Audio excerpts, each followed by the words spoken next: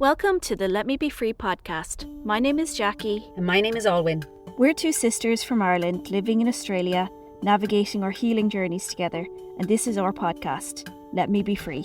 We'll be interviewing everyone who's helped us to get us where we are today, whether that's therapists, loved ones, people from our Facebook group, Let Me Be Free the Wounded Inner Child, or people who we've never met but have had huge impacts in our lives. Follow along with us on this journey as we try to dissect what has really worked for us in the hopes that you too might be freed. Welcome to the Let Me Be Free podcast. Today, I am talking to one of our amazing group members from the Wounded Inner Child, Let Me Be Free. And it's Isabel. And Isabel doesn't know anything that I'm going to say right now because we haven't really talked about it.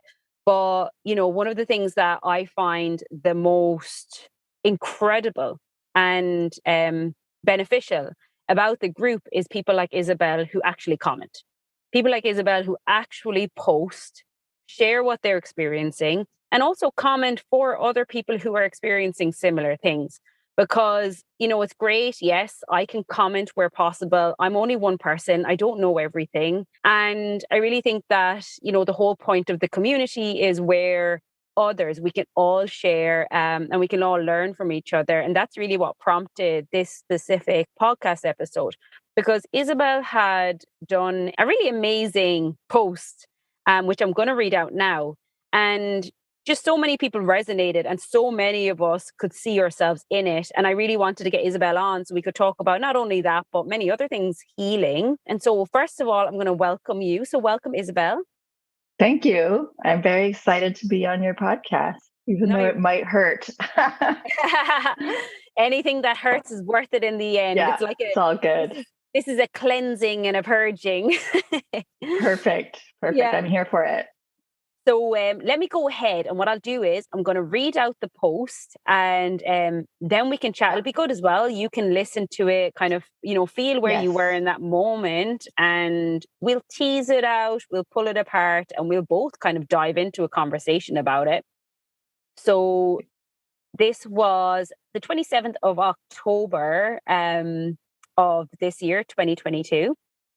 And you said, had a really difficult time yesterday evening that ended positively, and I wanted to share it here. It's about feeling worthless as a parent. I was running on not enough sleep and had just had a stressfully busy day at work. Before I left to pick up the kids at school, I noted my depleted state and reset my intention to be present and accepting versus trying to control them so much. In general, I was short-tempered, tired. So when my 7-year-old complained about the lunch I had sent him, and I saw my 10-year-old had barely touched hers, and neither of them wanted a shower for the second night in a row, and the little one was telling me how he had never had a problem showering at his dad's because he gets to watch a TV show after, I spiraled. I decided to give myself a moment and went to my bedroom where I checked in with what I was feeling and believing. First, I felt a sense of failure as a parent that I couldn't feed or bathe my kids. But I was almost instantly rebelling internally against that. Who decided that's what parenting is about? That's not even what I believe. What really got me crying hard was thinking how I felt obliged to accept some of my ex's parenting strategies, like more leniency around screens, food, etc. I felt deeply as if this compromise erased my values as a parent, as if I had nothing to offer, no influence. I felt worthless as a parent. What good am I? They don't need me. I had a good hard cry, but I'm happy to report I did not lose my sense that I would be okay and that I would allow these feelings and take care of them and continue functioning after. Now I'm convinced they didn't overtake me because I didn't push them aside until they burst out. I scheduled a moment to deal with them, to let them be there without a voice saying, "Don't be ridiculous," and then offered myself compassion. That looked like deep breath. You feel worthless and I totally get it. And you're tired and parenting is hard. It makes sense you might feel this way now, but your kids love you. I love you. I'm here for you. And just because they don't appreciate everything you do doesn't make those things worthless. You're not worthless. You're a good mom, etc. Parenting is about relationship building. So with that in mind, I wiped my face and made dinner, feeling lighter, reminded that I don't need my children's validation to do what I do. They can have their preferences. values, and they don't have to match mine, but it doesn't mean mine are worthless. At the end of the day, I just want them to feel accepted. Not like we accomplished a list of tasks, but we're all disconnected. They complained about the past I chose, but I was unfazed and we had a nice dinner chat and easy bedtime. Taking care of my feelings really helped me be present for them. Yeah. Thank you for reading that. That really brings me back. And I was really nice to myself. That was good. I like what I said. That felt really good. Even when you were reading it, it was just that feeling of warmth that I get when I click into real self-compassion, or this, sense of higher self, future self, whatever you want to call it. There's just like this, like being wrapped in a warm blanket is like, oh, that's nice. That's good. Wow. I did a good job. That was good. And I remember the depths of what I was feeling, of like that, those triggers is still like, I still flinch, when you say it. I think I feel like what so many people really resonated with was that we can, one, choose a different path in that moment, especially when you're that triggered. It's so hard Mhm. to not go into tantrum mode, as in us as Yeah. adults. Like, Yeah. for fuck's sake, like Yeah. I'm doing everything that I can do. And not only am I Yes. doing that, you're comparing me to your dad who has much more lenient boundaries, which makes me feel Yeah. even more worthless and shit. And Yeah. one, you were able to pull yourself, or just at least pause. So many of us, even me, massively struggle with that pause before I go into Oh tantrum yeah. mode. For And sure. For sure. also that validation, like that fact that you said that you didn't need your kids' validation. I think that blew all of our Mhm. minds, because all of us were like, holy What? shit, I've been Yeah. looking for that, Yeah. constantly. As Yeah. a complete, like, how worthless or how worthy as am I as a mother? Yeah. It's because it goes on the validation that they give me or don't give me, not about how we feel about ourselves. Yeah. 100%. And I have felt all those things. I think it's important to preface any conversation about this by saying that whatever good work I did in that moment comes after a lot of learning. It's not, I did not do one 3-month online course and then suddenly I could take that pause. I did not go through one course of therapy and then suddenly I could take that pause. I didn't practice meditation for a year and then I could take that pause. Like, this is a long time.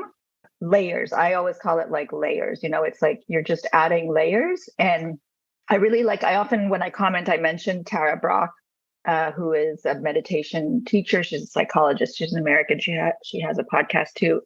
She calls it like forgetting and remembering. And I really like that because it's so understanding and compassionate to think of it that way. Like, we forget what we want to do and then we remember, and then we forget again, and then we remember. And the practices just keep remembering, keep going back to remembering. Give me a Yeah. bit more of an example of that. What are you forgetting and what are you remembering? Help me understand that a Well, bit more.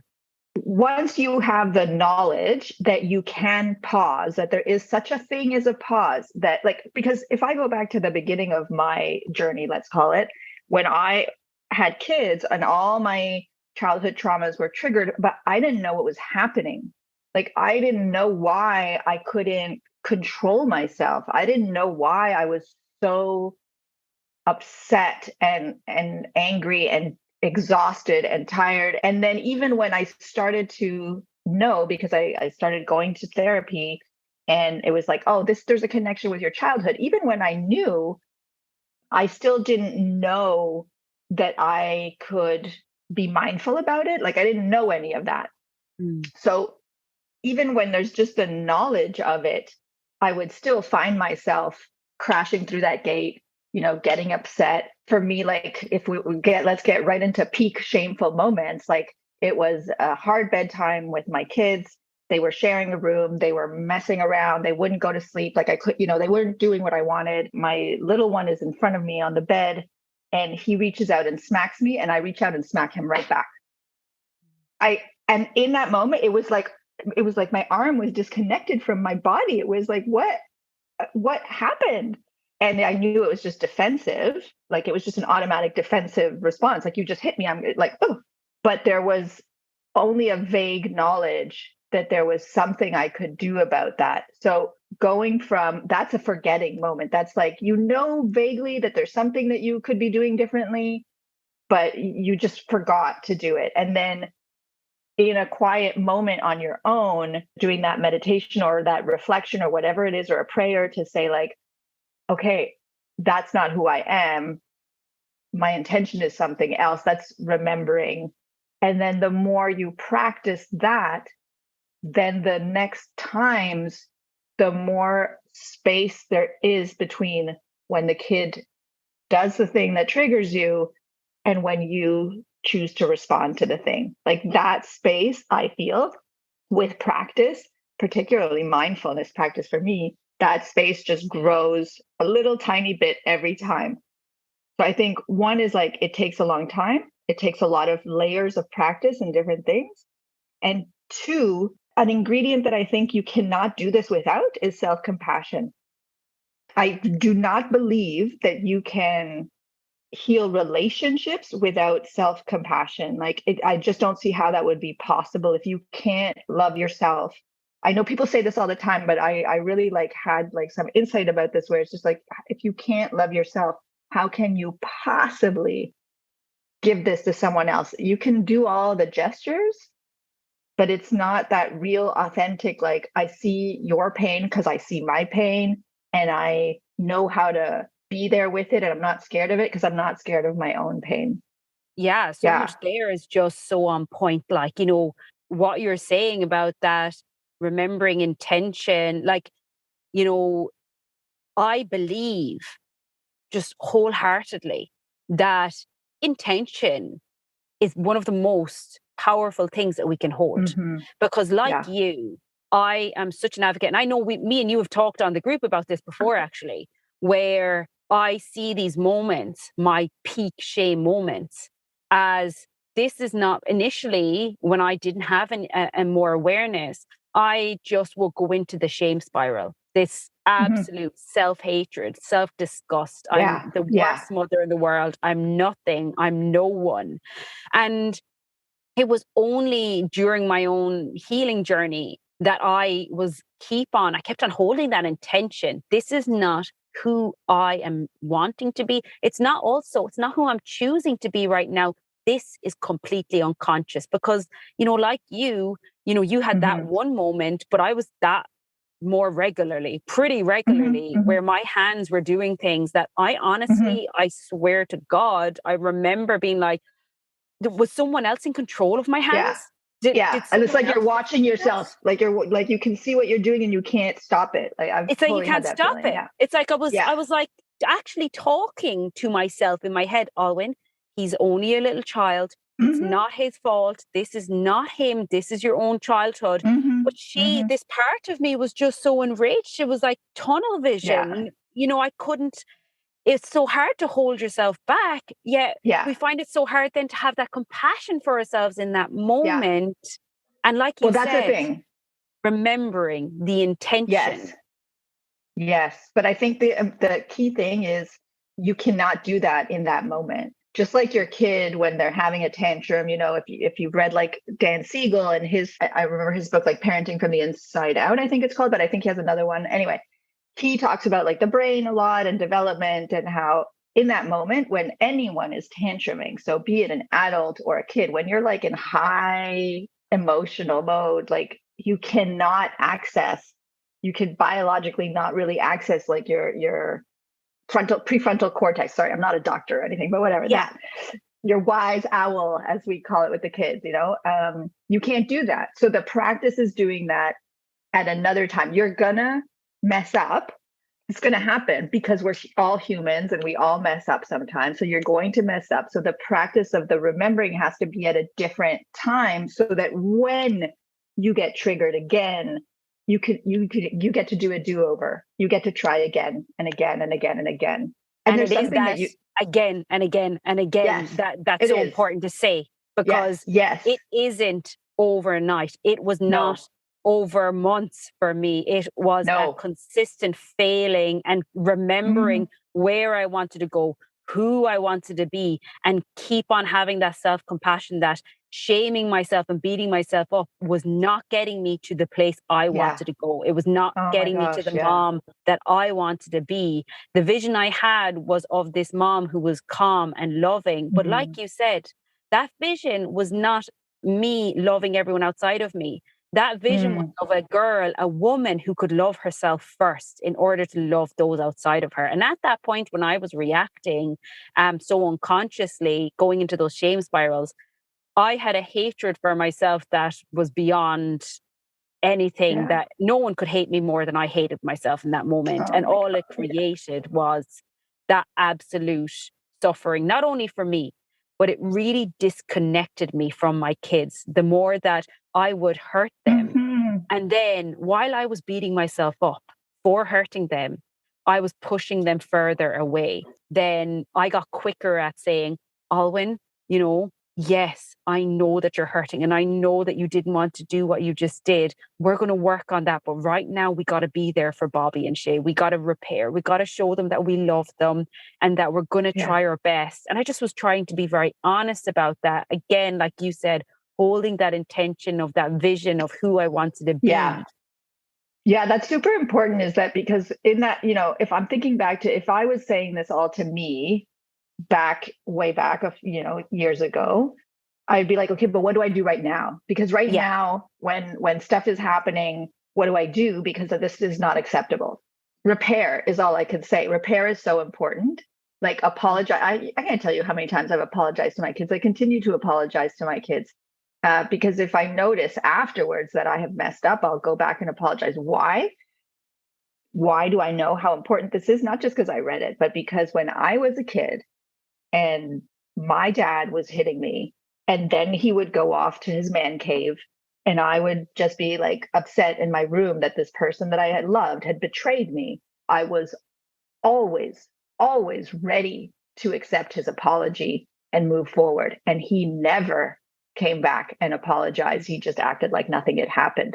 But I remember that feeling of I would have forgiven him in a heartbeat if only he had just come back and said, listen, I lost my temper. I'm sorry. And I see that with my kids. Of course, you don't want to have to apologize. Of course not. Like, it's okay, I think, to feel, they say like there's like a certain amount of shame that is like appropriate, in the sense that like if you've messed up, like it's okay to feel some upsetness at yourself of like, well, I'm not happy with this.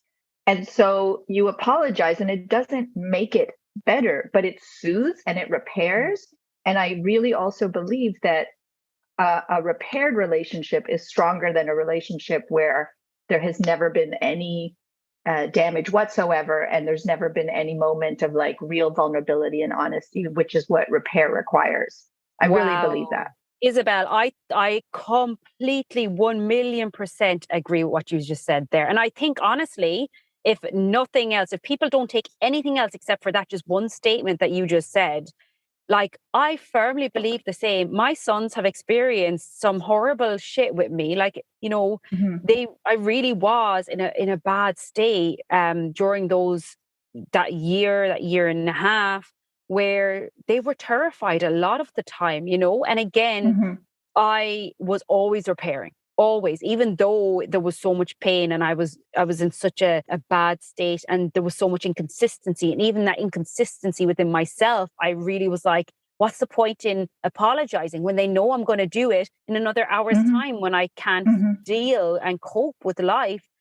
But like you said, I firmly believe that my children are so much more better off having that experience with me, having me take responsibility for every single bit of it. And also that authenticity and that honesty. Like my son, as I've shared many times on the group, sometimes like randomly, he would say, Mom, thanks for not hitting us anymore.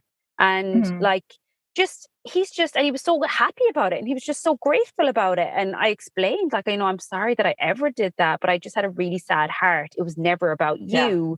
And for him to have that learning of, okay, people can hurt you, but it doesn't have to be about you. just the repairing and the resilience and everything that I see that my children have learned through going through this process with me, I believe has been profound for them as well as me. And to do it together, it's not perfect, and I'm still not perfect. But I see so many, if you have that perfect relationship and that family where you are able to be so wonderfully present and conscious, it's beautiful. But I think that there's a certain amount of beautiful growth, strength, and resilience that Yeah. can be co-created through these Yeah. experiences. Yeah. It's a little bit like, okay, not to get like, I'm not to get all religious because I'm not, but just, it reminds me of the story of the Buddha, where, if people don't know it, it's like when he was young, the Buddha, the literal Buddha, he was like a prince and he lived in a palace. And I think like his father was protecting him from all of the suffering of the world. So he could never leave the palace, and he never saw old people and he never saw sick people, and everything was always perfect. So there was nothing to repair because there was no damage whatsoever. And then I guess when he was a young man, he escaped from the palace, and then he saw sick people and infirm people, old people, etc. And then eventually becomes the Buddha. And he couldn't become the Buddha without the part where he escapes the palace. Like, just a blessed life, hashtag blessed. That doesn't really grow you. It doesn't nourish you or give you compassion for others. Like, the thing we have in common as a species is our suffering, for crying out loud. Like, how can you be truly compassionate with others if you have experienced no suffering whatsoever? It's hard, and you never wish it on someone. But at the same time, this is our common humanity, this suffering. This is what can bring us together, not apart, if we know how to face it. Yeah, definitely. And I think like it is just so important to just recognize that, as we spoke before about those moments of shame and the times where you do flip. And yes, some of us flip pretty epically, and we do have that shame. And it's just, that's our society. It's just, you're meant to shame yourself. This is what you do as a mother. You shame yourself constantly. But in those moments where you really mess up, the way I began to see it was, I've already messed up, like you said. I went offline, and now I'm left with this opportunity. I can waste this opportunity by just shaming myself, hating myself, and having no learning, ignoring no growth, it. and my child suffers.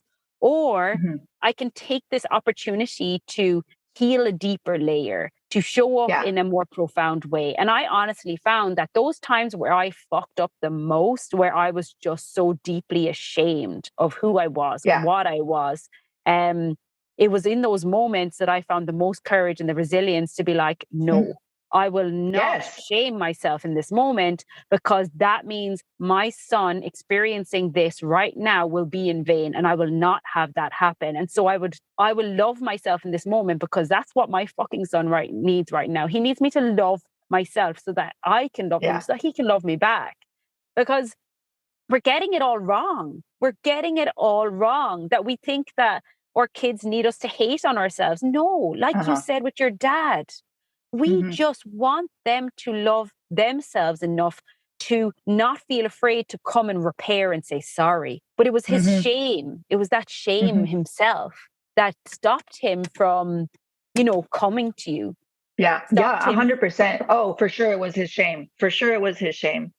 And you're so right. Like, those are the moments where you call it an opportunity. Like, those are opportunities for growth. And if you take drugs or drink or turn on TikTok to like space out and just avoid those feelings, that's fine, because sometimes it is too much. But it's also missing an opportunity to grow, to really deepen your self-compassion. It's an opportunity like you were saying, that's an opportunity. Those moments of the bigger feelings are an opportunity, and versus like avoiding them, either by whatever mechanisms we like to avoid things, TikTok, alcohol, whatever. Sometimes you might need to take a break, but also if you just take a break all the time, if you never explore those feelings, if you never sit with that pain, then you, like you said, you miss those opportunities for growth ultimately. That's where it is. That's where the magic happens, is like that. I feel like that's where a window opens into your soul, and an opportunity for growth is when you are suffering. The worst time of your life can be the best time of your life. It just depends what you do with it. Yeah. 100,000,000%. Like, I wouldn't have as much access to the joy, the happiness, the love that I have now if I didn't move through the pain and the suffering that I experienced back then. And we're always growing. We're always healing. This isn't I'm not going to get One to and that done. and stop and I'm done. It's going to be a consistent journey. But like you said at the beginning, I'm learning to not fear my pain anymore. I'm learning to not fear the depths of what's within me. And honestly, having kids, it has definitely been the most painful experience of my whole entire life. Obviously, my childhood trauma was extreme, but I never loved anything as much as I love my kids. And so to not be able to show up for them the way that they deserved feels nearly more painful than that initial trauma. It's just wanting to be there and be the mother that they deserve, but being hijacked constantly was just such a deep suffering. Like I had no control over who I was or the pain that I was feeling. But it was the fear of that pain that really stopped me from healing. And as I started to explore that, like you said, with the mindfulness, with the tools, and I'd love to explore a bit more with you, the tools that you use. I know you use Brach a lot, and I'd love to, go into that a little bit. It is a journey, but I firmly believe that I wouldn't take back any of it. I really wouldn't, because I'm so incredibly grateful that I get to be where I am right now and get to have that access to joy, to love. Before I started healing, I couldn't feel love. I didn't know that was the case, but it was only when I started healing that I realized I'd been so disconnected from my kids. I couldn't feel anyone around me. My heart was under 5 million layers of glass and rock. And it's only through breaking my heart and allowing it to break that I allowed the light of love in. And I remember that moment when my son, he came over to me and he hugged me. And it was the first time I actually could feel love. It just was this profound moment. I realized this is why people become a mom. Like, this is it. I understand it now. Because to be honest, I didn't. Like, all these moms would say, oh, I love being a parent and it's amazing. And, it's just like, it's hard, but it's the most joyful experience. And I was like, what are they on about? Like, it's nice, but I don't really get this whole lovey, oozing joy. Because you're spending all your time defending yourself, really. Like, oh my goodness. I can 100% relate to that. Yeah. You've learned to protect yourself. You spend all your time protecting yourself, defending yourself. And so nothing good gets in either. Yeah. You lock yourself out from the bad, lock yourself out from the good. Yes. Yes. And go ahead. It's, I think that this is kind of, I find one of the worst misconceptions of motherhood is that we see these parents that seem to have it all together. And it's like, oh, they must be doing it right because their kids are fine and they're not reactive and stuff. And I recognize that a lot of people are just completely shut down. It's like they don't recognize or feel their kids in the way that I feel them now. Like, I can feel when they're anxious. I can feel when I have such a deep sense of how they feel and how I feel. And so tuned in to that. And I allow them to have all of those feelings. I don't shut them down. I allow them to have the anger and the sadness. And yes, they look like absolute basket cases when they're in a dysregulated state. And I recognized only recently when my husband and I were talking, I was like, oh, that's because we've allowed them to have feelings.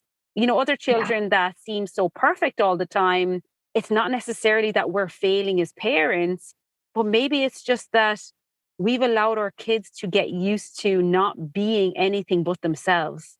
And who they are is a a hot mess of happiness and joy and sadness and anger. And that's the roller coaster of childhood. Yeah. No, I mean, parenting is such a juggernaut, like I regularly feel like I still don't know what I'm doing. I still don't know what the way is, like one of the things about my upbringing is that I was really told what to do a lot.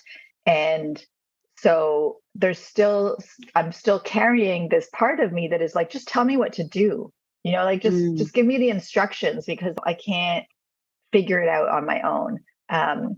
So yes, my kids are 10 and 7, and I feel like I'm still learning and constantly trying out new things and like haven't quite figured it out.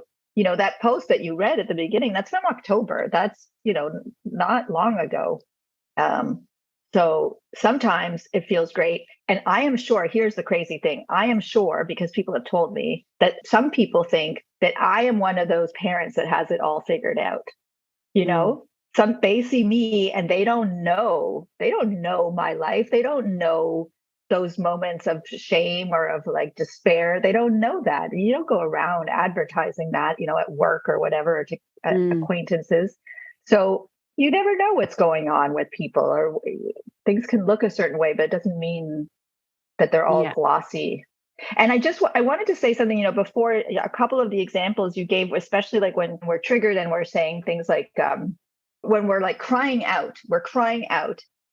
And I think that like, what does self-compassion look like? Because I say this because like, for me, I always need like to, what does it look like? Tell me what to do, right? So when we're crying out like that, the fork in the road is like, who is going to answer you? Are you expecting it to be your 5-year-old? Or are you going to take some time to answer yourself, basically, to call on your wiser self, to hold that space, to say like, this is too much, da, da, da, da, and to like give yourself that inner hug and be like, it is too much. And say all those kind things to yourself in another moment of quiet. I think sometimes the spiral is when inadvertently we're crying out in our head and we're expecting the person across from us to take care of that. And that person across from us doesn't even know the depths of what we're feeling. It's not their responsibility. They can't do it. It's not their job. It's our job to do it at another time, to say all that stuff again, and then give yourself the good, loving, self-loving to take care of it. I just wanted to say that. What self-compassion looks like for me. Yeah. Yeah, definitely. I think it's such a, like you said, if I was talking to, depends on which Alwyn I'm talking to. Am I talking to the one that was at the beginning of this journey, in the middle? There's a different version. Yeah. But I firmly believe, and from my own experience, when you are dealing, depends on the depths of the trigger that you're experiencing. Because, when you have a very deep trigger, and, like I always say, someone can't push a button in you if there's no button to push. My kids didn't make me angry. There's an angry button in me, and someone is going to set it off. And it's just many cases, it's my kid that presses that button. They're fighting shouldn't be a trigger for for anger that I don't have. Their fighting is triggering a pain and a wound within me that is then starting to rise. I am feeling the emotions. I then start panicking. I don't feel safe feeling emotions. I've never felt safe feeling emotions. What do I do with this? What I do, I control the kids. So stop fighting. There is no fighting. Just leave each other alone. So now stop triggering me. They're sensing that I'm not safe. So what happens? They start getting a bit more nervous, a bit more jittery. I then sense, okay, they're getting more unstable. This is reminding me of my own home life with my parents and not feeling like I was safe and not feeling like I was stable. More panic.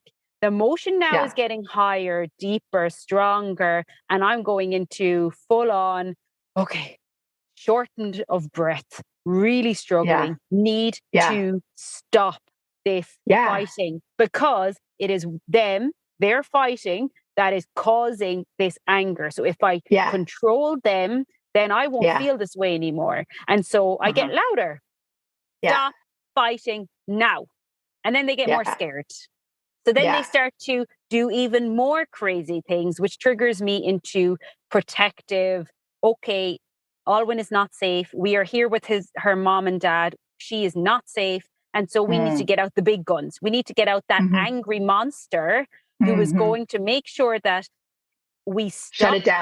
Shut it down, whatever way that looks like. And that's where angry monster takes over my hands, because I no longer am consciously aware of the moment that I'm in with two little kids who are just a little bit dysregulated, that really probably need a little bit of space from each other, from a lovely, calm mom who recognizes that their fighting is a reflection on how safe or unsafe she felt as a child. But none of that happens. This is a split second. This is where we're talking about with triggers. That was a very deep trigger for me. And so I couldn't catch any of that response. And it was angry monster time. And then it was they're terrified and I'm shame spiraling. And like you said, that's where we get that opportunity. Okay, well, this has happened. I can't go back and undo it. But what got me to this point? How can I change this? How can I recognize what I need to do next time? And like with the learning and the time, it's like you said, either first of all, at the beginning, that pause, if you can pause, because depends on the level of the intensity of the emotion that arises within your body, because it's a very visceral reaction. It is not just, people say, oh, well, just go and take a breath. I'm like, you've never had the emotions or the discomfort that I feel if you're telling me to take a breath. That does not work. Once it's happening, it's too late. It's too late. You can't, it's done. You're in there. Yeah. And so where did you get to then? So you had that. What level were you at that day when you were with the kids? If it had happened before any of the learning that I've had, then I would have just crumpled up into a pool of tears on the floor and just been unable to function, just really been unable to function. It's because of all of the, let's call it like training really in mindfulness, just to put like a broad word over it, that I was able to observe it, to notice, oh, I know what this is. Like you gave such a good description of the steps of what is happening, even though they happen in a split second, now, because afterwards you can reflect on it, what those steps are. So I was able to insert myself between two of those steps and be like, oh, this is what's happening. That button has been pushed. I know it's not about them, but I'm escalating, right? Like the way you say it to kids, it's like I'm at yellow going into orange. I'm not at red yet, but I'm like at orange. So I am going to pull myself back from this. Now, I can do that now because my kids are 7 and 10, and I can just be like, dudes, stay out of my room. I need 5 minutes. That's a whole other conversation about like the supports that we need, like another adult who can handle it, whatever. But that's a whole other very real need. Anyway, so in that moment, like catching it there in that step, that's all just about mindfulness of being like, I observe that this is happening. I need to do something about it. I need to take care of myself. I know I need to take care of myself because I have been practicing what I call like the self-love. I'm not going to ignore myself. That is one of my personal triggers or issues or traumas. I'm not going to ignore myself. I am going to take care of myself like a good parent would take care of themselves, right? This is really reparenting. So I can step aside. And then as we were talking before, I have learned not to be afraid of my feelings. I've practiced that. I have felt the deep feelings and then they subsided. I know I'm not going to die. I know they're not going to take over. I can hold space for those feelings. So that's why this is not a culmination, but it is after there's a lot of learning that leads to that story. So then being able to not be afraid of those feelings and say, I'm going to face those feelings. Then the other thing that we didn't really talk about is how to face those feelings. And what I have learned from these meditation teachers who often end up being like Buddhist meditation teachers is to befriend those feelings. So befriend the anger, befriend the despair, befriend all those voices. Be like, okay, despair, I hear you. What are you here to tell me? Just tell me. It's okay. It's okay. You are just a part of me, right? Like this despair, this anger, whatever quote unquote negative feeling is just a part of me. So instead of saying, go away, I don't like you, anger or whatever, sadness, come closer, come closer. Tell me what hurts. That's how I can hold it and heal it, is by hearing its message, and then we can have a calm conversation in a way. It's kind of weird, but yeah, it's like having a calm conversation with that angry monster or sad part, of like giving it a hug, and now in the calm conversation, now I'm not so triggered anymore, right? Now I'm in a higher space, a more compassionate space, and then I can soothe myself. And then when I'm done soothing myself, I can hear what it is that I need, this voice of this higher self or this future self, and I'm using words that are like that guides and teachers use a lot. So that self can say, Isabel, remember, you don't even think parenting is about feeding your kids and showering your kids. Remember that. What is parenting about? Reset your intention. Right. Okay. And now I'm calm. So now I can actually go ahead and be like, you're right. It's fine. It's okay. I can do this. It's hard, but I can do this. Yeah. And now so that's like this whole arc that is happening. But yes, there was all that learning that went into that. There's so many things there I want to unpack. Like initially, I know. one of the things, it's really interesting. There's a few things that you said. Okay, first off the bat, when you were saying what would a good parent do, to take care of themselves in that moment. Two of the things that my husband has said that I've loved was, I recognize I've been steamrolling myself my whole life. Yeah. I haven't, existed. Everyone else's needs came before mine. And this idea, what it really just reminded me of when you said it, was steamrolling yourself. Like we're all just so used to steamrolling ourselves.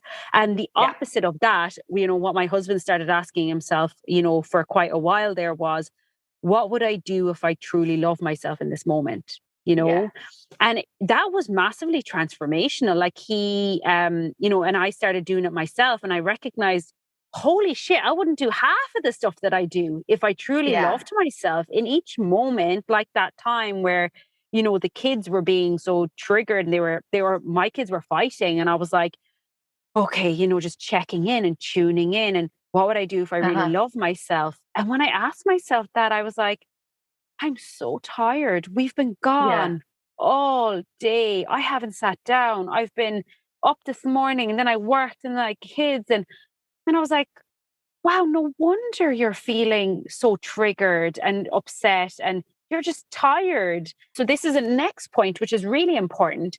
You said, your kids are older, and so you can say, guys, I need space. And so this is where I want to come in, because I have little kids, mine are 5 and 3 at the moment. When I was going through the worst time, they were 2 and 4. My perfect parentism stopped me from doing anything that was quote unquote bad.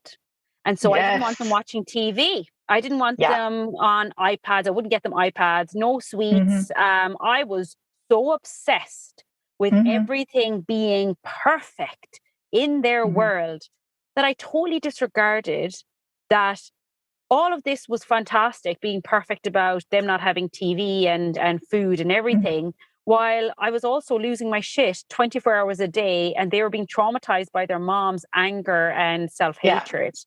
And so it's like just the outside stuff that you're trying to make perfect, right? You realize that it's just like the furnishings, but it's not the inside. Well, what I say to my clients now is like, I'm such an advocate for this, is, in this moment, I want you to take care of you. And if that means you buy them a fucking Wii, a PlayStation, a very big TV, an iPad, if you literally fill your press with buckets load of chocolate, we will help them through any type of behaviors or habits that they create and this is my experience as well, these behaviors will float away once your children have a safe mom. They won't actually need to hold on to these behaviors anymore. But right now, I said, I need you to be able to have space from your kids. And sometimes these are the only things that we can do in this day and age. Get an iPad or something that you can be like, when you're at that point, you're saying, because what was happening for me, Isabel, was I would be triggered to that extent of, okay, I'm really going to lose my shit. But I was trying to get them to entertain themselves with art or something. Yeah. So I could go and meditate and journal. And they wouldn't last 2 minutes without me at the art table. And of course, and they're too little. Yeah. They're too little. And so, I had this expectation that they should just play by themselves so I can have time. And it was because I had this belief system that a perfect parent, a good parent, made sure that their kids didn't watch too much TV or eat too much chocolate or whatever. Yeah. Well, what I was totally discrediting was when I wasn't allowing them to watch TV, I was choosing to not let them watch TV. But in the same token, I was screaming and shouting at them because I was so beyond my edge, because I wouldn't let them have some type of other outlet so I could have an outlet. And so I'm a very much an advocate now for it's temporary. Like, I don't believe that kids should be watching TV all the time or eating shit food or any of these kind of things. I think that there's so much more to life. But when we're in this healing stage, release and loosen the boundaries on all of these things we should be doing. Because when you can use these moments where you're getting triggered, these are the best healing moments and the best opportunities to heal that you will ever get. You can go to a meditation retreat, but you won't get the same type of healing that you'll get in the moment when your child triggers you. And if you can recognize and be like, holy shit, I'm getting really triggered. Hey guys, how about we have some TV time? Do you want TV? And I'm in a calm. I'm definitely like, I'm getting triggered, but they're not feeling and sensing that fear of that trigger yet, because I haven't allowed myself to escalate to that point. And so I'll be like, okay, let's get you in here and you can have your TV and your bottle and let's get you set up here. And then I went down to the room and I was like, journaling and crying. But it was either do it that way or allow it to escalate where I'm screaming at them and shouting at them because I'm trying to be the perfect parent while I have no capacity to be any type of parent, So that's just another point in that. Totally. And the thing is, like, it's not your fault, because the more we care about parenting and we expose ourselves to parenting advice, the more we learn that these things are bad, that we learn this ideal and we aspire to this ideal. But if we are people who have been taught that our needs don't matter and that our feelings are irrelevant, then we're missing the part where we can soften with ourselves and use tools as needed. We become hyper focused on these external things because that's what it should look like, right? Like, that's perfect. And I know I'm messed up, so I need to aspire to this perfect thing because I'm so messed up. I need this, but I'm missing a very important part, which is the part where I take care of myself, no matter what that looks like. That was a massive thing for me, because before my trauma, my memories came up. Oh man, like, I was very much a perfect parent. Like, as in, to look at me, I didn't have, this was before my son got to the toddler age. When he got to the toddler age and started having the pushbacks was when my trauma really started kicking in. But before that, I was like cooking and I would make organic food. And there was no TV and I was there all the time. And I was very much trying to be this conscious parent. But fascinating for me, after I began to heal, was recognizing that my son didn't have a mom then. He had a corpse. And I feel that I'm sorry that it's such a horrible thing to say, but I was not there. I was not present in my body. I was trying to do all the right things so that I could, meet the needs that I thought he had. while never actually enabling myself to be present with him, to give him the love that he really needed. I felt like if you look at the way I see relationships with our kids is we have this cord that connects us. And when that early years for my son, like I wasn't connected to him, like I had too many walls up, I had too much trauma, and to allow this child into my heart, into my vulnerable space was too terrifying. And I recognize that now, but it was just so sad that the world, could praise me as being this perfect mom. And when I get to my deathbed, I don't want to be like, well, I've given them everything that they needed Mm-hmm. when I didn't give them any of myself, any of my heart, any of my authentic human experience. And that's where I see that that contrast of how in society now we do praise that perfect Yeah. Instagram parent, where they seem to have it all together. But if you don't have the heart and you don't give them your heart, there's nothing. You have nothing, Yeah. because that's Yeah. all there is. That's all there is in these Yeah. relationships. Oh my gosh. Yes. I really resonate with what you're saying. 100%. Yes. It's just the window dressing. It's just the outside. It's just what it looks like. Um, yeah. When my first was a baby, before I had my second, yeah, I gave everything up. Everything. I had no boundaries for myself. I had no idea that I didn't even know that there was such a thing as having needs myself. Mm. It was everything she wanted or needed, I gave, and that was all of me because she was a baby. So it was like all of me. There was no space for me. And I was like in the self erasure mode and I was buying into it. But ultimately, it's not sustainable. And I was also inadvertently teaching her that Yeah, that that's the that saddest and part, isn't it? yes, and especially like her being a girl. um yeah, I'm sorry that I transmitted that in that moment, of like we're selfless this selfless female caregiver role.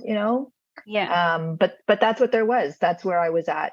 But yeah, yeah, and it's all just on what is it supposed to look like? Because I don't, my core, I have ignored my core. So just tell me what it's supposed to look like. And I'm going Yeah. to try and make it look like that. And like you were saying earlier on, it is very much about that. Yeah, one of the things that, you were saying earlier on was how it looks on the outside, Hmm. um, how the relationships look on the outside, or how being a parent, or the rule book, you were Yeah. saying about, this rule book. And I remember, like, I posted recently, and I had this real aha moment, and I was like, I feel like every other mother has gotten a rule, Hmm. Hmm. a manual for mothering, and I just they bypassed me because Yeah. I just felt like I have absolutely no clue how to be a Yeah. mother and what a mother is. So who do I look to? I look to TV. I look to Yeah. social, Yeah. bloody Kim Kardashian and big booties, and or whoever it is out there in the world. If you don't have any type of positive model of a mother, or Mhm. even that female model, and I had none really. How are we meant to know how to mother? How are we meant to Yeah. understand? And actually the opposite. Like if I could have been taught anything, I was taught the anti-mother. Yeah. Because when the example that I give when I think about my own mom and in my own meditations, I had this really profound moment where I thought about my relationship with my mom, and I saw myself going over to try and hug a cactus. Oh, And I was like, this was my whole entire childhood. I was fuck. Yeah. so deeply wanting love that I would keep on going back to the cactus, even though every time I tried to get that love, I would be hurt. And Mm. that was my mom, like Mm. she was incapable of loving me. She was incapable of showing me any degree of openness, of love. And to the opposite degree where, I would call myself a very sensitive child. And I believe sensitive children are more, I feel like the sensitive child is the one that will keep on going back to that cactus because it feels like the cactus needs love. Yeah. And I feel like I had such grief that the cactus really was hurting inside. And I really just wanted the cactus to know how much I loved it.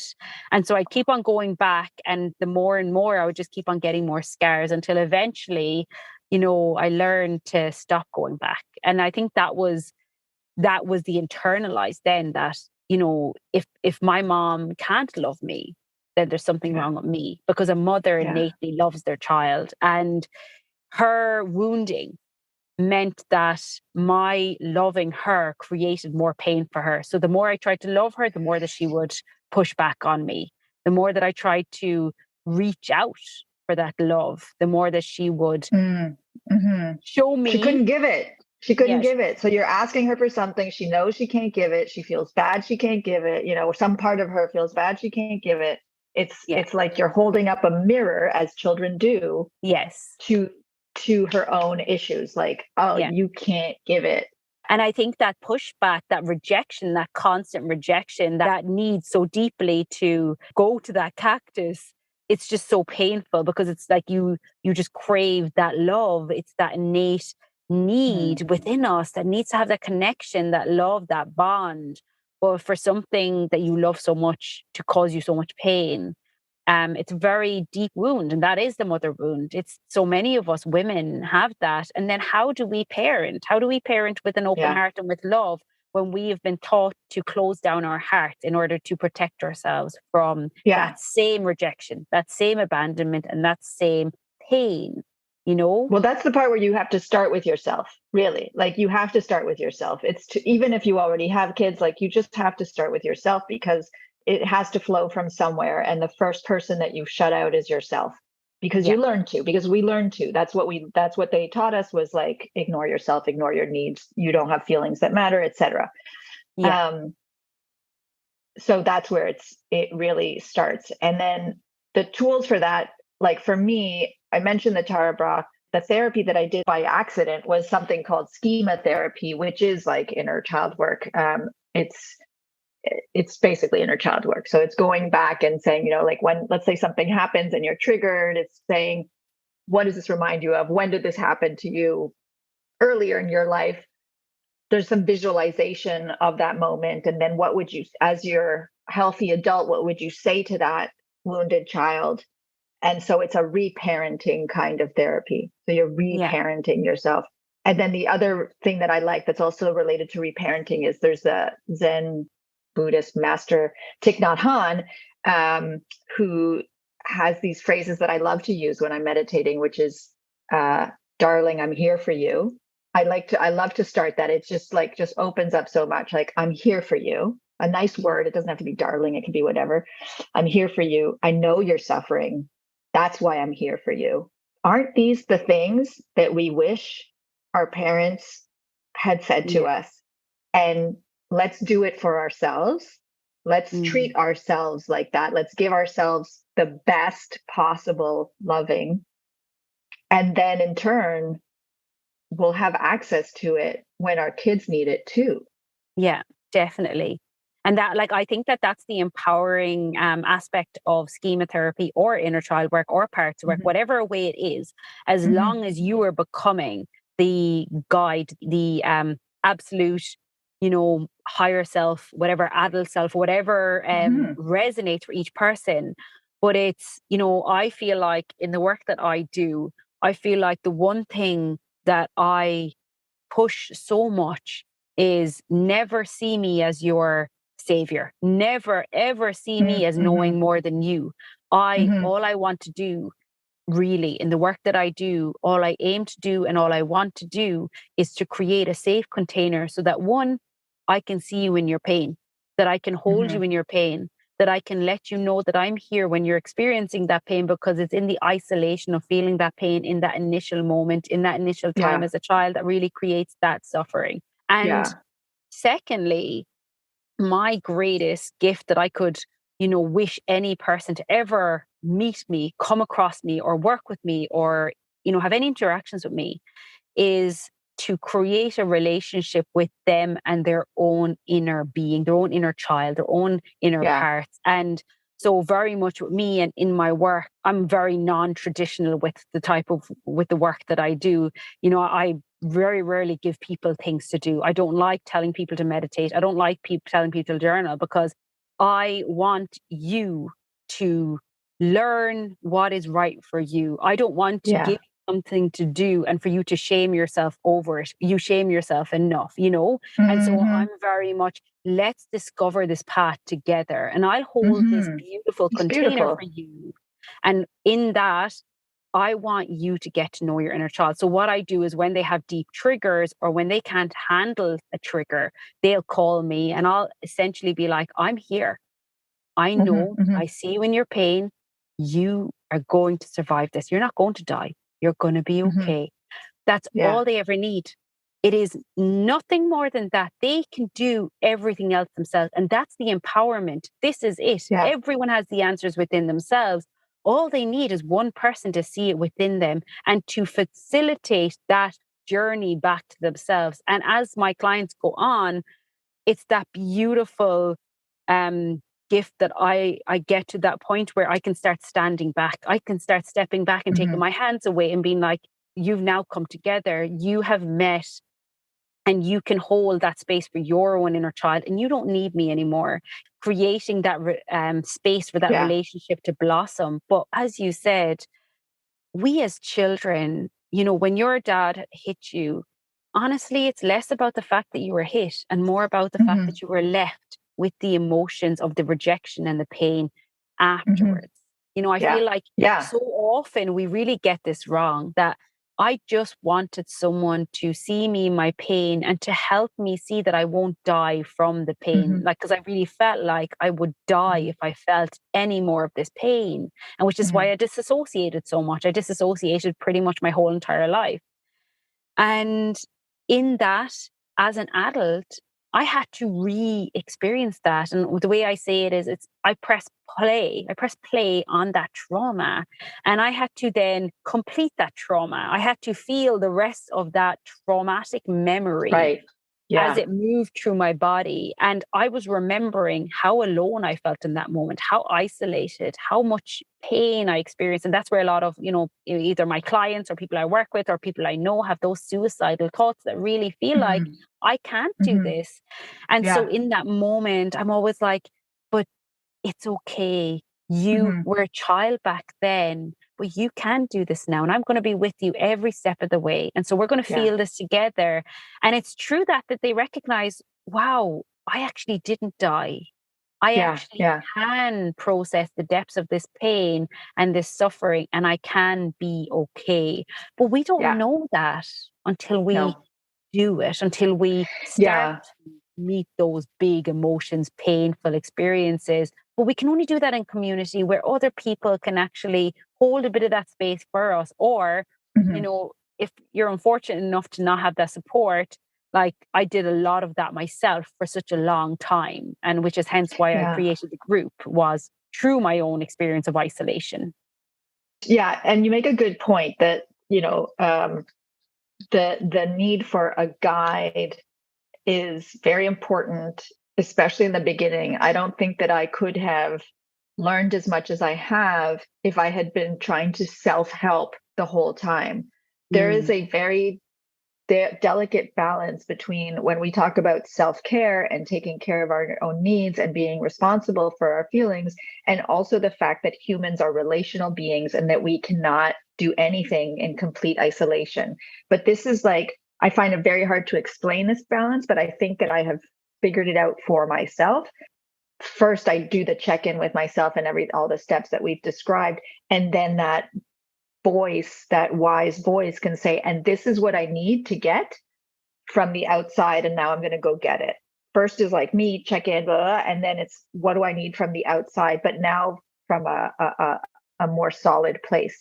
But if it hadn't been for my therapist, who was doing the Schema Therapy, I wouldn't have that model that you give your clients, of that modeling of like, this is what it looks like to hold space for yourself. This is what Yeah. it looks like. Even if you are afraid, I was going to say like, not be afraid, but you know what? Be afraid. If you're afraid, be afraid, do it anyway. That's courage. It's not like I'm not afraid. It's like, I'm afraid, but I can reassure myself and do it anyway.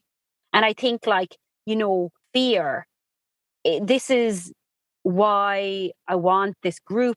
I want the podcast. I want this to be about a relational community. I that time for me was fucking hell. Like I was completely alone. I was completely isolated. I had no therapist. I had no psychologist. I had no one. It was just me in this pit of despair. And I was just afraid of, I was afraid of going to a psychologist because I was afraid of telling them my experience, how I was acting with my kids. I was like, how about if they take my kids from me? And then on the other hand, I was like, maybe they should take my kids from me, but no one understood. And I couldn't find a podcast. Like I was searching for podcasts that and I was like, where are all the people struggling? Where are they? I must be just so fucking damaged that no one can match this shit. And I recognize now so much that, so much of that pain and that suffering could have been eased if I just had someone to say me too. If I just someone to say, you're not bad parent. There's nothing wrong with you. You're just suffering. I had no one to tell me that. I had no one to help me understand what was going on within me and that everything will be okay. And I firmly believe that everyone can heal. It's definitely hard and it takes a lot of work and it does take consistency and it takes time and it takes, it takes a lot of really things to come together. But I believe so wholeheartedly in that intention, having that intention of where you want to go and that mom that you want to be. But I really do now more than ever see the power of community and see the power of, how another person being in that experience with you can be so healing. And I really wish that more people, like you also were sharing in the group or share your experiences, because that's how other people learn and grow and heal. It's in that community. It's so, I'm so sorry that you went through that on the one hand, but also I know that you eventually did reach out and find an answer with the Janet Lansbury, which is how I ended up finding your group. And I know a lot of people found your group. So when I'm hearing you, I am also hearing like that drive that you had inside of like, there must be other people. I need to go find them. That's a beautiful thing. That is a spark. That's a vitality. That's vitality. That's like the human treading water, but I'm not going to sink. And then what happened? You ended up creating this really beautiful, caring, so safe community online where people know that they can share the hardest things and that it's okay, that this is not a space where people are going to judge them or give them a bunch of advice on what they should be doing and stuff like that. It's turned into this beautiful gift. It was like the hardest thing ever. I'm sorry that you suffered. Down the road, something wonderful has come of it. Yeah. It's like a gift.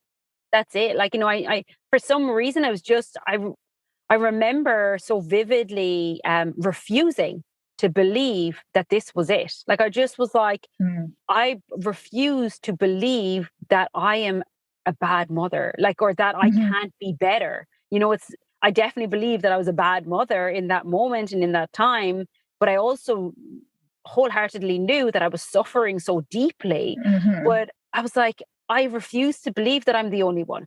I refuse to believe that I'm the only one struggling like this. And if I'm struggling like this, and I had done inner work before this point. And so I wasn't someone who had just got all this trauma come up without having a foundation. I had a very strong, solid foundation. My inner child and I had already connected and this is the only reason why my suppressed memories ended up coming up, was because, she had felt safe enough at that point where she could share some more of those traumatic memories. But I don't regret any of that, because I believe that the only reason, the podcast and even the group is coming from that deep sense of, I never want anyone to feel like I felt in that moment. And I remember one specific moment. But it's just, hopefully we can start to create not only this community, not only this podcast, but the conversation. It has to become the conversation. We can't keep living this ridiculous life of shaming mothers, bad and good, shaming fathers, bad and good. Yeah. It is not working. It is not getting people the help that they need. If we are shaming people for acting in a way that we deem inappropriate, then we are not helping them, and we're not helping their children either. And so, that's, I guess, my greatest hope is that, by creating this space, creating the community, and sharing, again, my own shame, my own pain, it gives other people the strength and the courage to share their own pain and their own shame. And hopefully, I'm praying that we will filter this out to get to the people that, they are hurting their kids. And you know what? Maybe they can then get the help and heal and repair. And we won't have all of these intergenerational wounds, because that poor woman who didn't have any clue why she was hurting her kids, or any conscious awareness of why she was doing the things that she did, to find that healing within. Because all it is those little girls within us and little boys within us that are projecting and recreating that wounding and that pain. Yeah. Oh, yeah. It's beautiful work. It's beautiful work. And you see, it comes from suffering. It wouldn't have happened if you hadn't suffered. So I think there's something there. Now, we're going to end it very soon. I'm sorry, it's been a very long podcast episode. But I'd love to get, a few of your tidbits, a few of your, whatever you feel called to sharing as being, tools that you utilized, what you would really recommend, or even just a message that you would share to other moms, other dads that are out there that just feel just tired, frustrated of this whole journey of the anger, the sadness, or whatever that may be. I like what you said about finding your own way. I think that's really beautiful and generous. And I would underscore what I was saying earlier about forgetting and remembering. And another way that looks for me is accessing those tools, whatever they may be, on a regular basis. So whatever they are, not just waiting for a crisis to borrow a book from the library about parenting. Let's say it's, Tara Brach's guided meditations, or there's a podcast called The Way Out is In that I really like. Whatever those things are, to just like access them regularly, if it's your 5 minutes of meditation, like just repeat, or participating in a group, right? Like your Facebook group, like just check in, have your settings so that you're checking in with that group, because that is the reminding. It's like that is the bath of intention of like what I want to be, what it's going to look like, what is my true self. Like you need to bathe in that regularly to remind yourself and not drift off and forget and become sort of not conscious, like just be like a little autumn robot going through life. Like just, that's what I would say, is like whatever the tools end up being, access them regularly, go back to them regularly. Don't just wait for a crisis. Keep at it. Be proactive and active in your own healing is kind of what I'm hearing. Definitely be proactive and active in your own healing. Healing before you actually need healing, just recognizing that we all need healing. If you're listening to this and you're not, don't have anything to heal, then fantastic. Just, look around and see if you get angry or sad, or, there's everything We don't have to wait, Yeah. like you said, for that crisis to heal and become more embodied, more happier, Yeah. more joyful. Yeah. After the crisis, you can prepare for the next one because there will be a next one. So Yeah, just yeah, that's it. start after for the next one for whenever it will come, you know? The other thing I really Yeah. wanted to ask you before we go, because actually I'm just really interested as well for myself. There's a tool that you use from Tara Brach, Yeah. and The it's, rain. yes, can you explain that Yeah. for me and the listeners Yeah. before we go? Yeah, so I don't think she invented it because I've heard of it in other contexts too, but Okay. she practices it, guides meditations through it as very effective. You can find her rain meditations. Sometimes they last like 9 minutes. So it's pretty awesome as a quick tool. So the letters stand for recognize, allow, investigate, and nurture. So the way it works is you're either having the feeling or you are recalling a feeling that you've had, let's say in the past week or something. So recognizing it is that step where you're like, what is it I'm feeling? It's the part where you listen to yourself, where you listen to what is happening in your body. You do that check in, that body scan, whatever it is, to be like, okay, I am angry, and actually I'm upset, and actually I'm discouraged, and actually I'm really sad about this. Allow is the part where you say to yourself, this is allowed. It's okay to feel this. I will allow this to be in me. I don't have to agree with it. I don't have to like it, but it's allowed. I'm going to give in to this feeling in the sense that I will allow myself to feel it in whatever safe space I'm in. Investigate is an interesting one because she very astutely says it's not an intellectual investigation. It's not like thinking about, talking about where it might be from. It's a physical investigation. It's where do I feel this in my body? How am I experiencing it in my body? That's the investigate step. And then by the time you get to nurture, you've cooled down a bit from the first, recognizing and allowing. And now is the part where you give yourself the self compassion.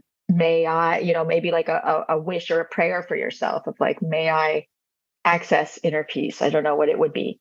Yeah. So those are the steps. She does this quick guided meditation for that. Eventually, you can just do it on your own, but there's guided meditations for it. So it's very helpful for addressing, for processing, going through like a sharp emotion, let's call it. I think that's an amazing tool because, I've been doing this for such a long time now that like, Hmm. I feel like, there's a lot of things that I discredit for, Hmm. it's like, oh, well, I'll just ask myself. I'll ask the innermost depths of myself and my innermost Hmm. depths will give me an answer and I'll process it. But, Hmm. before I didn't know what inner depths or processing was. And so I Hmm. think that rain is such a fantastic tool. And I think that Hmm. really something like that is something that someone should commit to doing on a Yeah. regular basis because it's not something that you will do in the toughest of times and then want to do it again. It's very much one of those get used to it, get Yeah. familiar with it. And then when the time comes that you really need to use it, you will Yeah. really see the benefit of it. Yeah, 100%. Yes. I remember listening to a podcast. A woman was talking about her gratitude practice. And that's what she said. It really stayed with me where she said, like, it's not about having your gratitude practice when stuff gets bad. It's about having it regularly so that when stuff gets bad, you have this solid base of a practice that's going to help you. So whatever that practice is, like I'm just saying gratitude because that's Yeah. what she was talking about, but it could be anything that helps you. And what you're saying is like, practice it regularly. Don't beat yourself up about not practicing it regularly. Yeah. It's okay. But just like that's the forgetting and remembering. Like you drop the ball, you pick up the ball. You drop the ball, you pick up the ball. Like it's okay. It's okay. Yeah. We're in it for the long haul. It's okay if today we mess up. We'll try again tomorrow. It's okay. Definitely. And the thing is, when I was in that really rough time, the worst time, I was meditating twice a day, three Hmm. times a day. I was Hmm. journaling all day. I was listening to books, podcasts, I was an absolute junkie. I was doing psychedelics during the night. I was doing absolutely everything. So, the thing is I do all of the practices. I absolutely love the practices. But interestingly enough, I was actually doing ice baths as well every day. I was utilizing every single tool that there was out there. I was, hanging on to it like a vine. Yeah. But I guess in my own healing now, I don't do anything. As in, I do only what I want to do. So I'm, if I feel called to meditate, I'll meditate. I journal every single day because I love my journal. It's my best friend. But I do that out of sheer joy and love and happiness, not out of necessity. But, in the earlier parts of my healing journey, I did all of that because I had to, because I needed to get somewhere. I needed to heal. And that's what I felt I needed to do at that time. And there definitely was more force within that. And that felt right for me at that time. But, it is about that fine line of there's so much out there. There's so much knowledge. There's so many tips and tools and courses and tricks. And if you just open up your heart chakra and do heart chakra meditations, you'll be fixed. I'm very much. Well, that's the thing. Yeah. That's the thing, right? It's that, because it's a very good point that you say, like, when you're saying like you're in the crisis and you're doing all this stuff, I can relate. I totally did that too. And one of the key pieces that I think in there that we get mixed up is the thing of this will fix it. That's not the goal. I mean, maybe it's your ultimate goal is you want to but that's really not the goal. It's not to fix it. And I get caught in that a lot when I'm like meditating and I'm in an exalted state. It's like, if I meditate, I will stop feeling this way. That's not it. The goal is learn to feel it, learn to befriend it, learn to allow it, not learn to get over it. That's not it. That's a trap. That's a trap, and you'll just keep spinning in circles, and you can meditate all you want. But if you're just meditating in order to fix something, I don't think it's going to work. Such an important point, Isabel, because back then I was like, I am so profoundly broken and flawed and damaged that I had to do all of these things to fix the brokenness, the damagedness. It was all from that sense of, I need something to fix me. Will this fix me? Will the next thing fix me? And I would do anything and everything in order to find something to fix me. And for me now, I'm the opposite very much, as I said, with my clients, but it's very much, my clients were like, do you want to give me more to do? And I'm like, no, because I want you to focus on solely to this week. I want you to just talk to your inner child. I don't give a shit about meditations or anything else, because all I want you to do is something so gentle and so simple that you can't get it wrong. You can't forget it. You can't miss it. It's just this one simple step that I'd like you to take. And like you said, one of the things I heard today, it was really interesting. She had said, it was on I don't know what it was, a podcast or something. And she was like, so many of us go into this type of journey of healing and we think, it's like, I should be fixed by now. It should be over. I should be there by now. And she was like, you don't go to the gym and say, you know what, I'm just going to have a 6-pack and I'm just going to walk around with a towel slung over my shoulder and look at the weights. And you know what, I'm just going to be fit and fabulous. And you're like, a year later, it's like, why don't I have a 6-pack? And even if you are doing the work, it takes time. It takes, failing, and it takes trying. But so many of us are just so keen to get from where we are in the place of discomfort, and whatever it is that we're experiencing, to a place of just ease and joy, and well, not even ease and joy, just less pain and less suffering. It's the promise, we're often pitched that promise, and it's like, that's the carrot that they're dangling in front of us. But at the end of the day, that's actually not what sustainable peace looks like. It doesn't look like, it's what we said before. It's not a one and done. You don't just do it and, now I'm healed. Now I can just go on with my life and I'm never going to have another crisis or problem or trigger again. That's not it.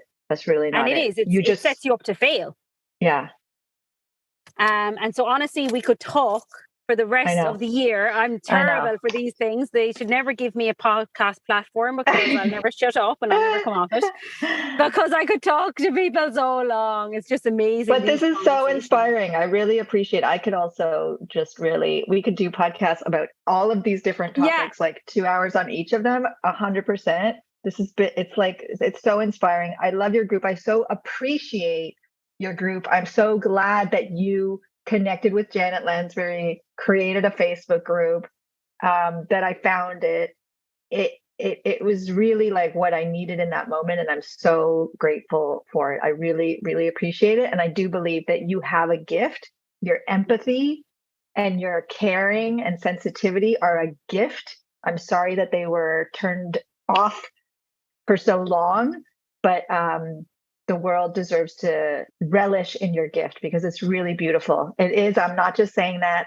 I do appreciate it so much, Owen, really. Thank you so much. That's so appreciated. And I'm so grateful to you for, posting in the group and for really making that conscious effort to be there and reply to people because it does make such a difference. And I know everyone, we all get busy and I get that. And it's my group. So, I'm watching it and I've been there. So I'm a lot more active and conscious on it.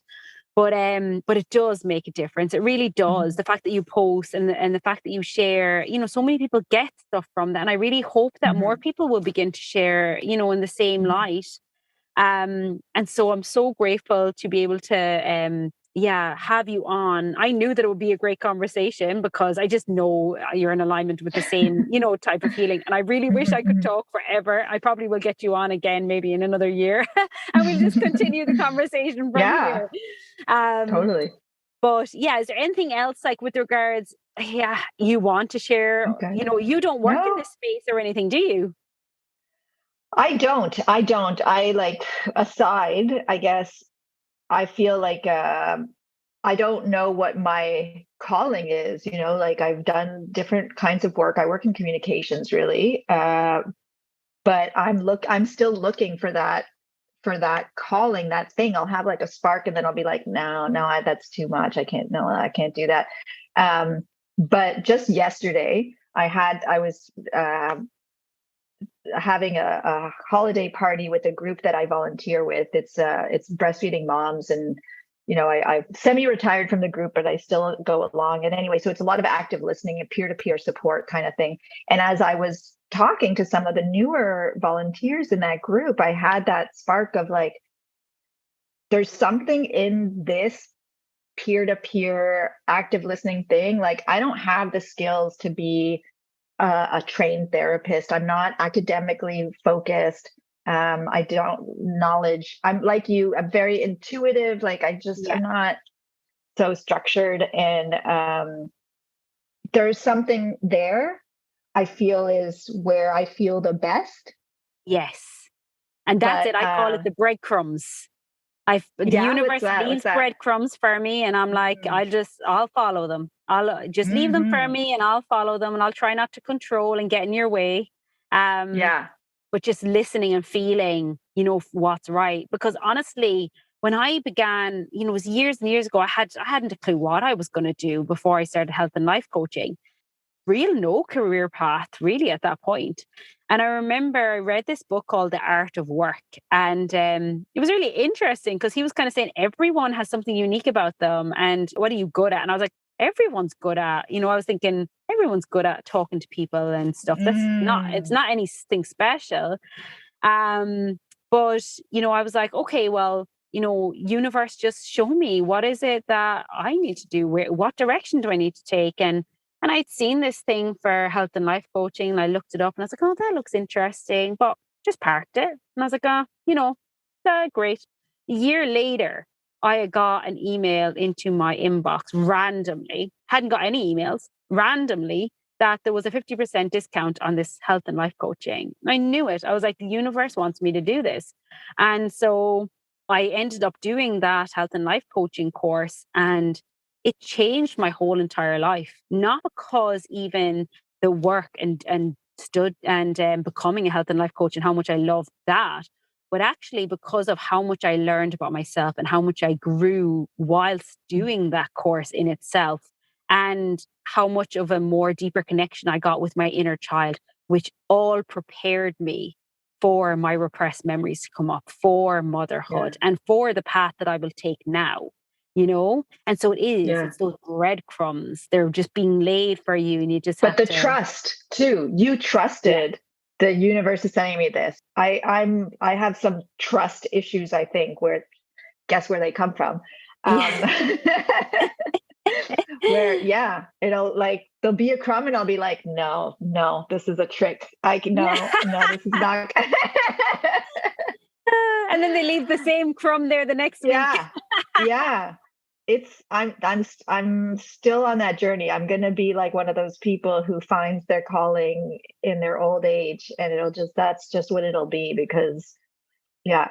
Well, that's what my husband says to me. You know, he was like, I'm too old. I was like, bullshit. Like, my husband's a roofer, and if anyone knew my husband before he went on a spiritual journey, like, he would be the last person you would say to go on a spiritual journey. He's just very Irish and, not at all interested, no spirituality, like, didn't like, just totally not that style, not about feeling. Like, he was open to feelings, but, he wouldn't go into his own. And now, like, I actually had a psychic reading, which started off my whole journey. And this psychic reading, she had said, eventually, I think it was the third reading, and she was like, your husband's going to be so shocked and surprised and like in awe of you going on your own path and your own spiritual journey, that he's going to follow you. And I was like, come here, there's more chance of me winning the lotto than my husband going on a spiritual journey. And lo and behold, he now is on his own spiritual journey. And I said to him, I was like, you know what? He was like, I can't do, like, I'm not a healer. I can't do what you do. And I was like, you have your own unique pain. Your unique pain is very different to my unique pain. He has physical pain. So his trauma has always shown up in his physical body. He's he likes the gym and stuff. And it's always been how it manifests as pain in his body. And I was like, you will one day, you'll hear your own calling. Once you've done your work, once you've found your path, once you've paved that path, you will want to free others in the same way that you've been freed. And you'll know when that time is right. And it doesn't matter whether you're 40, well, he's 40 now, but it doesn't matter whether you're 50 or 60. Who gives a shit? Do you think you would care if someone was going to guide you and help you through something if they were 50 or 60? That's irregardless. It's about timing. It's about following your own innate calling, your own innate being. And I think having me as his wife, he was constantly trying to follow my path. What do you need me to do? What do I need to do in order to be healed? And now he's learning that what I necessarily did to heal is not going to work for him, because he has his own path, his own journey. And we all do. We all have our own unique gifts, unique to us, unique to the experience that we have had, separations, marriages, relationships, children, physical illness. So many unique paths that are only ours, with only our unique gifts. And they're the ones we need to be following. They're the ones that we need to be honoring. And in your own heart, in the depths of who you are, what you're good at, what your calling is. And just keep on, even just acknowledging the breadcrumbs. You don't need to follow them. You can just acknowledge them for the moment and kind of play with what would it be like for me to embody a bit of that, spirit? What would it be like if I was to move into that area? What would it be like for me to be, you can try out and you can sample different types of modalities and different types of work experience in your own mind without actually leaving your house. That is, I feel like I'm getting free therapy. Thank you. Because you're quite right. I think I have part of the issues that I have with the trust is also like not giving myself the space to just imagine or fantasize or just like let it take some space, like I'm afraid of the anticipation and the fantasy and then the failure that comes after that. So I appreciate this advice, because I think that there's something there. Yeah. And I'm starting to do that. I love to sit down with my journal, my eyes closed, or, the meditations, there's some really good meditations for it. And it's like, if I could do anything, like if money wasn't an issue, what would I do? Like if I could be anything, if I could work with anyone, if I could, what would it look like? What would that feel like? Just dipping my toes in that. You don't have to make any commitment to doing anything, but I just love, especially when we can surrender to say a guided visualization when we're very relaxed. Sometimes I get such beautiful guidance when I'm in that state where I hand over that control to the guided meditation and see my future through that eyes. There's a book called Creative Visualization that I read many years ago, and that was really helpful. But then I just have it and I haven't gone back to it. But even as you describe it, like, and this is very personal, is just that even as you describe it, there's like a fear in me. It's actually, it's so weird, right? But it's actually a triggering thing for me, and I think it has to do with like my mom and the way she is, and just like there's a lot of fantasy. There's a lot of living in a non-reality. It's scary for me, but it's an area that I haven't really explored of like why that is so, why I reject it, and I'm just like closed off, resistant. Yes, closed off and resistant to it. And I know that it's linked to that, but I haven't really explored that. So this is a good breadcrumb that I may actually definitely follow. And it is, but unfortunately it is. It's so common for anyone with trauma. Like, even it's that fear of, who am I? Like, who am I to, it depends on what your trauma is, but definitely for me, it was the imposter syndrome. Who am I to be this person or be a coach, or who am I to do that? I'm nothing. I'm no one. I'm, it's very much that inner critic, or the other side of it is, who is going to want to hire me? Who's going to want to talk to me? It's again, rooted in that little child within us that just feels unworthy, that doesn't feel good enough. But what I said to my sister, we were talking about it yesterday, and she said, we were talking about planning. She loves control, and all of us do, but she's very much like micro control. And she was just saying about, like, I want to try and release the control a bit to stop planning. But she said to me, she's like, is that me planning if I think about 2023? And I said, there's a difference between planning and setting an intention. And so, for example, for me, when I think about 2023 and I think about what is it that I want for 2023, I very much don't really anchor in physical things. It's not about getting somewhere or getting a house or clothes or house. And even with regards to the podcast, because she was saying like it would be about the podcast because we're starting the podcast. And I was like, I want my 2023, like when I think about what intention I have, it's my intention for my intention to be free. And when I say free, I know the podcast, whether it has 5 people who listen to our podcast, 25 or 500 million, I want to be free, and I want to be in a state of loving myself irregardless of how many people listen to it, in the same way that I do it with all aspects of my life. I want to be free from who I need to be in order to be loved. And that's I love this. This I can jump on board with. This I can get on board with. Like when the thing that you're, people talk about manifesting, when that thing is not like, I want more money, I want the, concrete, practical things, but it is actually a spiritual goal in a way. Yeah.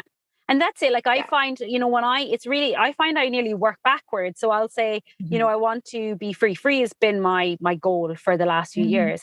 And, there's so many things that people think it's such an elusive thing, and it can be an elusive thing. But really, I recognize that with the podcast coming out and with the group and stuff, I believe that there's a bit of a root there with my mom with regards, I want maybe to prove to her that I am someone. I want to prove to her that I am good enough and that someone can love me, or someone that, maybe she could love me if she saw it. I feel like there's a root there somewhere.